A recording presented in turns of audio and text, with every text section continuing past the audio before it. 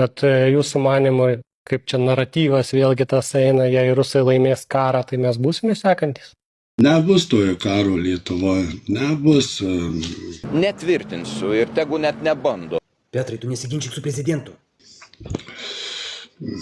Nebus, gali būti ramus. Nežinau, kas iš save gerbiančių žmonių norėtų tapatintis su šitos partijos lyderiu.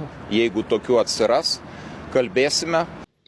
Va, kada jūsų būtų ten tūkstančiai, šimtai, tie kažką gali to. Vienas kare nelaukia, atsimykit, vienas jūs nieko neįveiksite. Dar kartą kartoju.